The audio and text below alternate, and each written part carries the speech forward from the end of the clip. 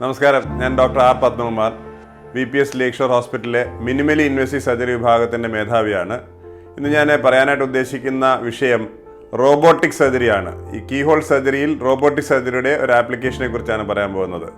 നിങ്ങൾക്ക് എല്ലാവർക്കും അറിയാവുന്ന പോലെ തന്നെ റോബോട്ടിക് സർജറി ആണെങ്കിലും നമ്മൾ കീഹോൾ സംവിധാനത്തിലൂടെയാണ് ഉപയോഗിക്കുന്നത്. അതുകൊണ്ട് കീഹോൾ സംവിധാനത്തിലെ എല്ലാ പ്രയോജനങ്ങളും നമുക്ക് പേഷ്യൻസിന് കൊടുക്കാനായിട്ട് പറ്റും.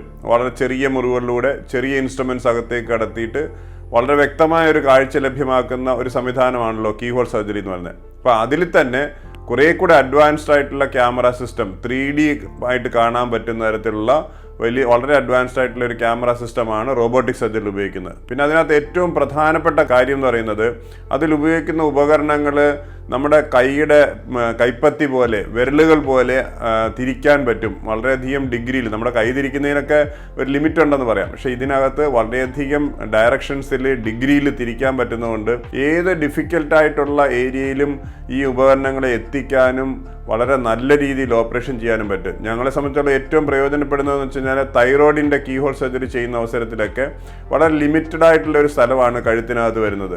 അപ്പം ആ ഒരു കഴുത്തിൻ്റെ ഭാഗത്തൊക്കെ ആണെന്നുണ്ടെങ്കിൽ നമ്മൾ റോബോട്ടിക് സർജറി ഉപയോഗിക്കുകയാണെന്നുണ്ടെങ്കിൽ റോബോട്ടിക് ഇൻസ്ട്രുമെൻറ്റ് ചെന്നിട്ട് കൈ ഇങ്ങനെ തിരിഞ്ഞിട്ടൊക്കെ പിടിച്ചോളും. അപ്പോൾ വളരെ നേരെ മാത്രമാണ് ലാപ്രോസ്കോപ്പിക് ഇൻസ്ട്രുമെൻ്റ് ഉള്ളത്. ഇത് തിരിഞ്ഞിരിക്കുന്നതുകൊണ്ട് നമുക്ക് ആ ഒരു ഭാഗത്തെ മസിലുകൾ മാറ്റി തൈറോയ്ഡ് ഗ്രന്ഥിയെ വളരെ കൃത്യമായിട്ട് ഐഡൻറ്റിഫൈ ചെയ്യാനും അതിനെ ഇങ്ങനെ പൊക്കിയെടുക്കാൻ പറ്റും. മറ്റേ നേരെയുള്ള ഇൻസ്ട്രുമെൻ്റ് ആണെങ്കിൽ അത്ര പറ്റുന്നില്ല. അപ്പം പൊക്കിയെടുക്കാനൊക്കെ വളഞ്ഞിട്ട് കിട്ടുക എന്ന് പറയുന്നത് വളരെയധികം പ്രയോജനപ്രദമായിട്ട് തോന്നാറുണ്ട്.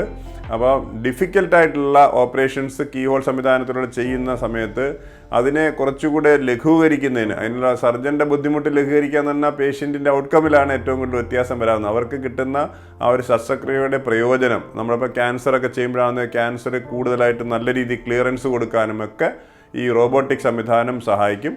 അപ്പോൾ അതിനകത്ത് ഇൻസ്ട്രുമെൻറ്റേഷനും ക്യാമറയും അതിനകത്ത് നമുക്ക് ബ്ലഡ് വെസൽസിനെ കരിക്കുന്നതിന് അല്ലെങ്കിൽ അടയ്ക്കുന്നതിനുള്ള സംവിധാനങ്ങളൊക്കെ കുറേ കൂടി അഡ്വാൻസ് ആയതുകൊണ്ട് അതിൻ്റേതായിട്ടുള്ളൊരു പ്രയോജനമാണ് പേഷ്യൻസിന് ലഭിക്കാൻ പോകുന്നത്. അപ്പോൾ റോബോട്ടിക് സർജറി ഉപയോഗിക്കേണ്ട ആവശ്യമുള്ള അവസരത്തിൽ കുറച്ച് ബുദ്ധിമുട്ടുള്ള സർജറികൾ കീഹോൾ സംവിധാനത്തിലൂടെ ചെയ്യുമ്പോൾ നമുക്ക് എന്തുകൊണ്ടും ഒരു ഫലവത്തായിട്ടുള്ള മാർഗ്ഗമാണ് റോബോട്ടിക് സർജറി എന്ന് പറയുന്നത്.